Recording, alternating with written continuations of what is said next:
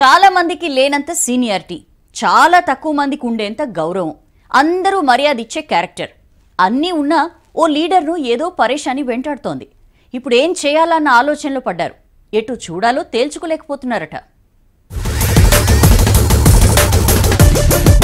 కాంగ్రెస్ లో సీనియర్ నేత ఎమ్మెల్సీ జీవన్ రెడ్డి సుదీర్ఘ రాజకీయ అనుభవం ఉన్న లీడర్. మొన్నటి ఎన్నికల్లో జగిత్యాల నుంచి పోటీ చేసి ఓడిపోయారు. ఎమ్మెల్యేగా గెలిస్తే మంత్రి పదవి వచ్చేదని జీవన్ రెడ్డి బాధపడుతున్నారట. తనను కలిసే వాళ్ళంతా కూడా ఇదే మాట అంటుండడంతో పెద్దాయన ఇబ్బంది పడుతున్నారట. కాంగ్రెస్ సర్కార్ వస్తే రేవంత్ సీనియర్ల మధ్య సీఎం కుర్చీ జీవన్ రెడ్డికే దక్కుతుందన్న ప్రచారం కూడా ఎన్నికల ముందు జరిగిందట.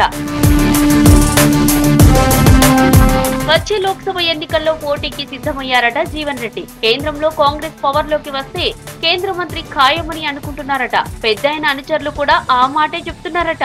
ఎక్కడి నుంచి పోటీ చేస్తారని ఎవరైనా అడిగితే నిజామాబాద్ లేదంటే కరీంనగర్ ఎంపీగా బరిలో ఉంటానని చెప్తున్నారట జీవన్ రెడ్డి.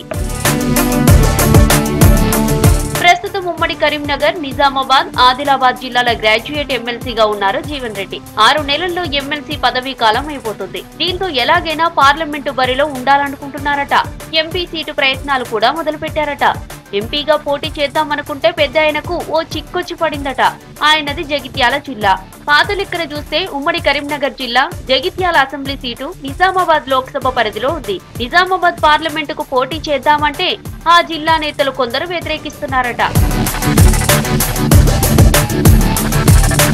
కరీంనగర్ నుండి పోటీ చేద్దామంటే జీవన్ రెడ్డి నాన్ లోకల్ అంటున్నారట ఆ జిల్లా నేతలు. కరీంనగర్ సీటు కోసం లోకల్ నేతలు కూడా హైకమాండ్ చుట్టూ గట్టిగానే తిరుగుతున్నారట. దీంతో జీవన్ రెడ్డి పరేషాన్లో పడ్డారట. నిజామాబాద్, కరీంనగర్ ఏది తేల్చుకోలేక ఆయనే ఆన్సర్ చెప్పుకోలేకపోతున్నారట.